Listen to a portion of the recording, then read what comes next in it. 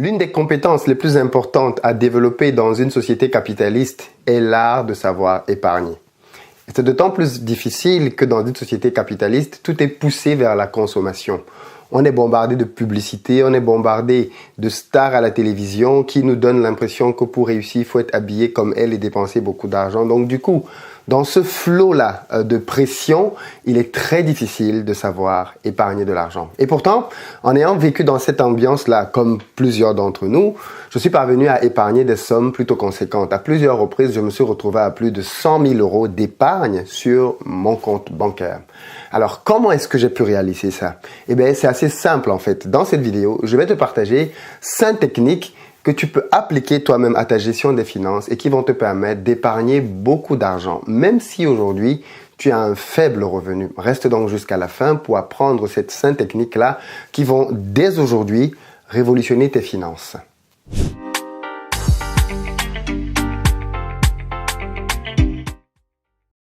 Hey, salut à toi et bienvenue sur ma chaîne. Moi, c'est Philippe Simo et ici, je parle d'entrepreneuriat et d'investissement parce que je suis convaincu que ce sont les 2 piliers sur lesquels les Africains doivent s'appuyer pour faire émerger leur continent. Donc, si toi aussi tu veux faire partie de cette belle aventure, 2 choses à faire. La première, abonne-toi à cette chaîne et active les notifications pour être informé de l'apparition de nos nombreuses vidéos hebdomadaires. L'idée, c'est que tu puisses bénéficier gratuitement de mes conseils et astuces business, mais aussi ceux de mes invités qui passent constamment sur cette chaîne, qui sont généralement des entrepreneurs à succès qui ont beaucoup de choses à partager. Et puis la deuxième, va dans la barre de description, clique sur le lien pour recevoir gratuitement le petit livret que j'ai écrit intitulé 10 bonnes raisons de devenir entrepreneur. C'est un tout petit livret qui se lit rapidement et qui va te permettre de te bâtir un bon mindset pour t'aider à te lancer et à réussir dans les affaires. Alors les amis, si vous ne l'avez pas encore fait, dépêchez-vous d'aller dans la barre de description pour réserver vos places pour les prochaines journées de formation en présentiel. Donc on est à Paris le samedi 25 janvier. La semaine d'après, on est à Bruxelles en Belgique, donc on arrive pour une première.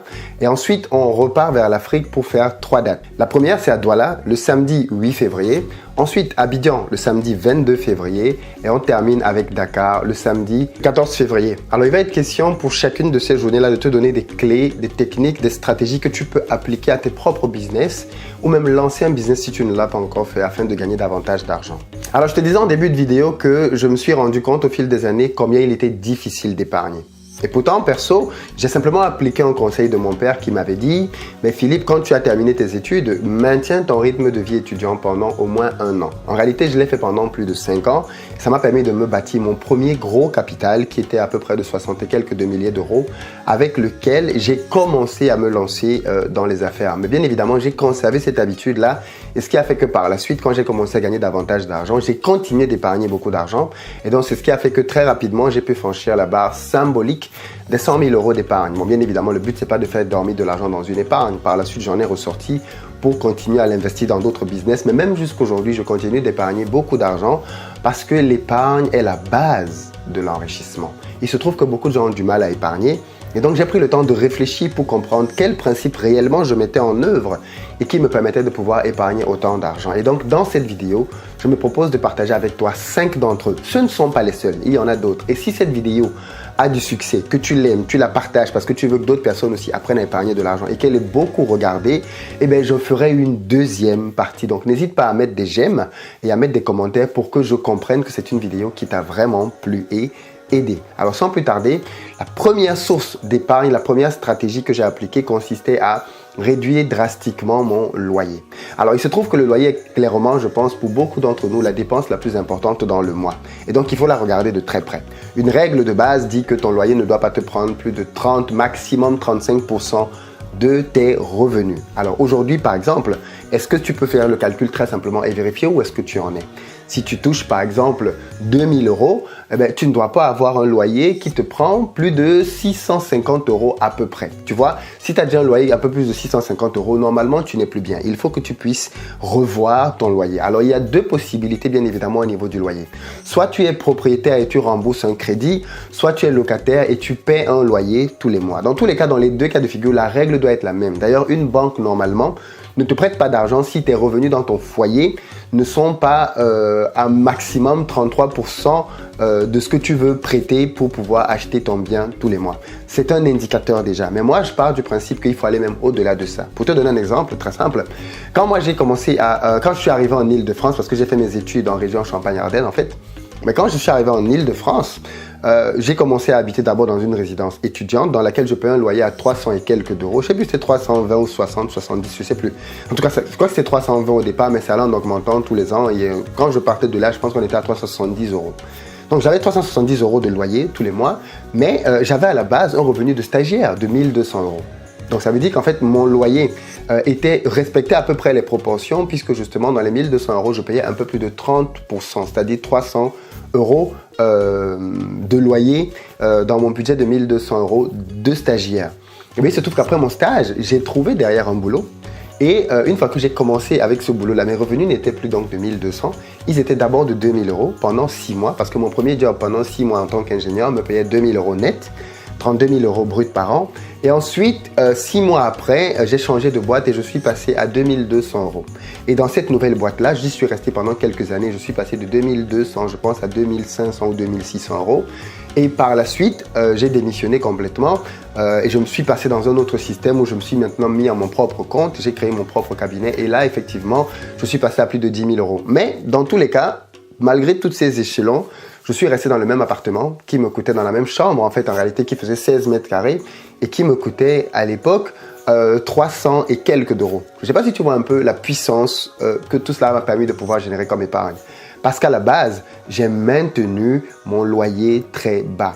L'erreur que beaucoup de gens font, c'est qu'ils augmentent leur niveau de vie en fonction de leurs revenus. C'est-à-dire, s'il gagne plus, il va acheter une nouvelle voiture, il va déménager, il va changer tout son mobilier, il va acheter de nouveaux vêtements. Bref, tu vois un peu l'erreur classique, quoi, qu'il faut bien évidemment éviter. Donc, la première chose qu'il devrait faire, c'est réellement te poser la question de combien je paie comme loyer. Si le loyer que je paie ne correspond pas à ces ratios-là, pose-toi sincèrement la question, si tu es locataire, de changer d'appartement, clairement. C'est une question que tu dois avoir le courage de te poser. Est-ce que je suis vraiment au bon endroit? Est-ce qu'il n'est pas plus sage pour moi de déménager pour le moment afin de pouvoir rentrer dans les ratios en question et donc d'avoir une capacité d'épargne beaucoup plus conséquente? C'est super important que tu maîtrises le poste de dépense qu'est ton loyer tous les mois. C'est vraiment un poste fondamental. Si tu as un crédit, c'est le bon moment là maintenant, vu que les taux sont complètement bas, pour que tu puisses aller voir ton banquier et renégocier à la baisse ton taux de crédit pour que ceci diminue bien évidemment le taux que tu payes chaque mois, le montant que tu payes chaque mois. Il faut vraiment que tu sois là-dedans. Alors la difficulté, bien évidemment, c'est que quand les gens entendent ce genre de choses, ils sont très mal à l'aise parce qu'ils se disent « oui, maintenant je ne vais pas déménager quand même ». Après, c'est un choix de vie. L'enrichissement est un choix de vie. C'est une question de stratégie et de prix à payer. Aujourd'hui, je te dis ce que tu dois faire, ce que j'aurais fait. Je t'explique comment moi, je me suis privé en restant dans une petite chambre d'étudiant alors que je pouvais clairement habiter dans une maison pendant des années parce que je savais où je voulais aller. Donc, si tu veux aller quelque part et tu veux aller loin, ménage ta monture dès maintenant et prends sur toi de payer le prix nécessaire. Une solution alternative peut être de cohabiter, d'avoir un colocataire et donc de diviser en fait ton loyer aujourd'hui par deux. Surtout si là où tu habites, il a la possibilité de le faire. Soit en lui laissant la chambre et toi en prenant le salon, soit l'inverse. Ou même s'il y a deux chambres, en louant une chambre à quelqu'un d'extérieur pour que ça puisse atténuer ton loyer et donc te permettre d'épargner davantage. Donc réfléchis-y clairement. Le deuxième piège que tu dois éviter pour pouvoir bien épargner de l'argent, c'est celui d'avoir des dettes. Il y a réellement deux types de dettes, les bonnes et les mauvaises dettes. Les bonnes dettes, ce sont les dettes qui t'aident à t'enrichir. Les mauvaises dettes, ce sont les dettes qui t'aident à t'appauvrir. Une mauvaise dette, par exemple, c'est de s'endetter pour acheter une voiture. C'est une très mauvaise dette. Une mauvaise dette, par exemple, c'est s'endetter pour payer, par exemple, son école. Je suis désolé de le dire, mais ce n'est pas une bonne dette. À moins que l'argent que tu prennes en crédit soit un argent que tu peux rembourser en maximum 6 mois de travail. Si tu commences à hypothéquer beaucoup d'années de travail pour pouvoir rembourser le crédit étudiant, c'est mort. C'est vraiment mort, quoi. Évite de t'endetter pour ce genre de choses. Il y a aujourd'hui beaucoup de formations alternatives qui ne sont pas très chères et qui délivrent de bons diplômes, enfin qui forment bien, quoi. D'autant plus que sur cette chaîne, j'ai déjà expliqué que l'un des mécanismes par lesquels les pauvres pensent, c'est de penser que le diplôme veut dire argent.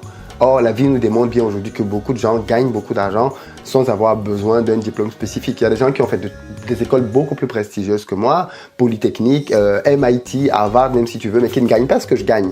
Et pourtant, je suis très loin d'avoir dépensé des fortunes dans mes frais de scolarité. Donc, il y a vraiment le bon crédit qui, lui, est le crédit qui t'aide à t'enrichir. C'est-à-dire que c'est un crédit qui te permet, par exemple, en allant dans l'immobilier, d'enrichir ton patrimoine parce que tu prends un crédit à la banque pour acheter un bien, faire des travaux dedans, mais c'est le locataire qui rembourse ce crédit-là et permet donc que finalement tu sois en train de t'enrichir grâce à l'argent de la banque. Ça, c'est un bon crédit. Mais les mauvais crédits, comme je te dis, c'est ceux dans lesquels on se retrouve très souvent englué. Si tu as déjà un mauvais crédit aujourd'hui, ok, mais écoute, reste dessus et termine de le payer, mais que ce soit le dernier de tes mauvais crédits. Et par la suite, engage-toi sur les bons crédits. Il ne sert à rien de t'endetter pour t'appauvrir. C'est normal que tu veuilles vivre et avoir des choses, je sais pas moi, des choses agréables, une belle voiture, une belle maison, toutes ces choses. C'est normal, il n'y a pas de mal à vouloir ces choses-là. Mais il ne faudrait pas que tu entres dans un chemin qui détruise ta vie parce que tu veux les avoir beaucoup plus précipitamment. Établis un système qui fera que le moment venu, tes revenus te permettront d'acheter cette voiture, d'acheter cette maison et donc par la suite de pouvoir en profiter si c'est ce qui te fait plaisir. Le troisième type d'action que tu peux poser pour dépenser moins d'argent, c'est désormais pour faire tes courses, fais des listes. Je sais que c'est un endroit dans lequel les gens dépensent aussi beaucoup et ne se rendent même pas compte. Quand je fais des coachings avec des gens pour analyser leurs finances, les gens sont toujours très surpris quand on check de manière factuelle leurs dépenses. Ils se rendent compte que les sommes qu'ils allouent à certaines choses sont beaucoup plus grandes que ce qu'ils ne pensaient en réalité. Et rien que leur montrer, ça leur fait un choc qui leur donne de se rendre compte qu'ils doivent être beaucoup plus vigilants sur comment ils dépensent leur argent. Donc, un moyen de bien savoir comment tu dépenses ton argent, c'est de faire des budgets avant d'aller faire des courses. Par exemple, c'est quelque chose que je vois beaucoup faire en Afrique. Moi, j'ai grandi dans une zone dans laquelle c'est comme ça que ça se passait. Quand il fallait aller au marché, ma mère prenait son crayon ou ma grand-mère et on dictait ce qu'il fallait acheter. Tomates, piments, haricots, tout était listé avec un montant devant. Donc, du coup, quand on finissait de lister tout ça, on te donnait donc l'argent exact avec ton argent de transport pour aller faire les courses au marché. Donc, tu n'allais pas là-bas pour improviser. Tu savais ce que tu devais acheter. Et tu arrivais et tu achetais. Malheureusement, beaucoup de gens ne font pas ça en Europe. En Europe, les gens arrivent dans le centre commercial avec un caddie, font le tour des rayons et sur chaque rayon, décident quand ils sont dans le rayon, ah, il me faut ça, ah, il me faut ça. Et donc, au final, quand ils arrivent à la caisse, ils raquent cher. Constamment, ils raquent cher parce qu'ils n'ont pas pris la peine de prévoir ce qu'ils allaient dépenser. Donc, pour pouvoir lutter contre ça, deux choses à faire. La première, fais ta liste de courses par rapport à ce que tu veux acheter. Quand tu arrives dans le centre commercial, va acheter ce qu'il y a sur ta liste. Et s'il n'y a pas quelque chose sur ta liste, ben c'est tant pis. Et puis, ne cède surtout pas à la fausse pression ou du moins à la fausse bonne affaire. Quand tu arrives, tu as prévu d'acheter une boîte de tomates, on te dit, je sais pas moi, pour le prix de 2, tu as 3 boîtes de tomates. Et du coup, tu vas prendre ça parce que soi-disant, c'est une bonne affaire. Non. Pour la gestion de tes finances, c'est une très mauvaise chose parce que tu es en train de toucher à ta trésorerie. Parce que ce qui est vraiment important, à titre personnel, même à titre d'entreprise, c'est ton besoin en fonds de roulement, l'argent dont tu as besoin pour pouvoir vivre tout le temps. Si tu commences à taper dans cet argent-là de manière imprévue, tu te retrouves avec des problèmes parce que le 20 du mois, tu n'as plus d'argent. Donc, prends ta liste et puis la deuxième chose, prends le montant dont tu as besoin pour aller faire les courses. Prends-le en espèces et laisse ta carte bleue à la maison. Va dans le centre commercial et tu sais que tu es limité dans l'argent dont tu disposes. Donc, tu ne peux pas t'amuser à faire n'importe quoi. Sinon, à la caisse, il y a des choses qui ne vont pas passer. Donc, tu fais ta course et puis arrivé à la caisse, tu paies avec tes espèces. Et s'il y a un petit reste, tu le gardes en main et puis tu rentres chez toi. Mais favorise ce type d'attitude. Ça va t'amener à te discipliner sur ce que tu peux dépenser ou pas comme argent. La quatrième astuce que je te propose d'implémenter dans ta vie et qui va te permettre de pouvoir davantage faire de l'épargne, c'est simplement prévoir le montant que tu veux épargner tous les mois. On a déjà vu dans cette chaîne à plusieurs reprises que l'une des caractéristiques que les riches ont, c'est qu'ils travaillent beaucoup avec du budget et de la planification. Si tu veux épargner par exemple 20 000 euros, 20 000 euros non, allez, on va dire plutôt, oui, 20 000 euros en une année, ou plutôt disons 12 000 euros, c'est un chiffre rond, 12 000 euros en une année, ça veut dire qu'il te faut mettre de côté tous les mois 1 000 euros. C'est un exemple, hein. Peut-être que pour toi c'est vraiment plus petit, peut-être que tu as juste envie d'épargner 6 000 euros. Ça veut dire que tous les mois il faut que tu mettes de côté 500 euros. Alors une fois que tu as donc déterminé cela, tu sais donc désormais quelle est la somme que tu dois extraire de ton salaire tous les mois. Et dès que ce salaire-là arrive, il faut que tu automatises le virement de ton salaire vers le compte dans lequel tu vas épargner cet argent-là. Donc tous les mois, le 2 ou le 3, je ne sais pas à quelle date tu es payé, ce virement-là doit se faire automatiquement. Donc en réalité, maintenant tous les mois, tu ne te préoccupes plus de combien tu dois pouvoir mettre de côté parce que c'est déjà automatisé. Maintenant, ce qui te concerne, c'est comment tu vis avec le reste d'argent parce que tu as déjà géré le côté épargne. Et ça, c'est super important parce que beaucoup de gens commettent l'erreur de laisser l'argent dans leur compte, de dépenser et puis à la fin du mois, ce qui reste, c'est ce qu'ils mettent de côté. Ça, c'est juste le même moyen de ne pas épargner en fait. Il faut que tu puisses bloquer la somme parce que tu peux prévoir des choses. Tu peux te dire, en mettant 500 euros, 300 euros, 200 euros tous les mois, voilà où je vais être au bout d'un an. Et avec ce capital-là, voilà ce que je vais faire. Donc, tu es dans la stratégie par rapport à ton argent. Et puis, surtout, ça te permet d'éviter de tomber dans le piège familial des gens qui viennent avec des problèmes imprévus. Problème imprévu veut dire solution impossible. il faut me prévenir à l'avance si tu veux que je t'aide. Tu dois faire comprendre aux gens que tu n'es pas une machine à sous où on vient au distributeur, mais la carte, il y a toujours de l'argent disponible. Non, il faut que les gens sachent que pour pouvoir avoir une aide, un financement de ta part, il faut que ce soit prévu 1, 2, 3 mois à l'avance pour que tu aies le temps dans ta gestion de pouvoir le planifier. C'est une discipline que tu dois donner aux gens. Parce que si tu ne le fais pas, ils ne comprendront pas. Ils continueront de te demander des sous n'importe comment. Alors bien évidemment, certains peuvent ne pas apprécier. Mais ouais, le problème, s'ils n'apprécient pas, tu es en train de vouloir sauver ta gestion des finances. Tu n'es pas là pour leur faire plaisir, fondamentalement. Donc, voilà un peu ce que je voulais te dire par rapport à cette 4e astuce-là. Et puis, 5e et dernière astuce, limiter les dépenses pour les divertissements. Je sais qu'on est dans une société dans laquelle on est beaucoup dans la légèreté. On est tout le temps en train de penser à s'amuser, surtout en Occident en plus. Même maintenant en Afrique, le fléau, c'est la bière. Les gens boivent tout le temps la bière.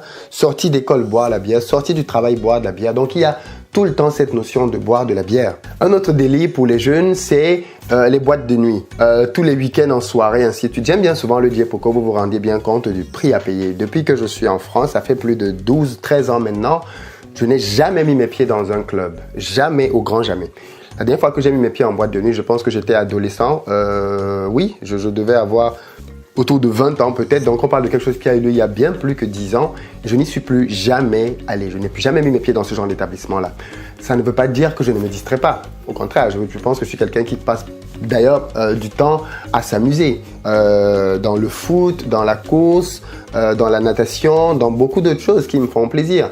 Mais ce sont des choses qui m'apportent réellement quelque chose. J'estime qu'aller en soirée, c'est juste pas utile, quoi. Vraiment pas utile. Donc en plus, si tu es quelqu'un qui veut épargner de l'argent, qui veut vraiment construire quelque chose, je pense que c'est un milieu que tu devrais sincèrement penser à éviter.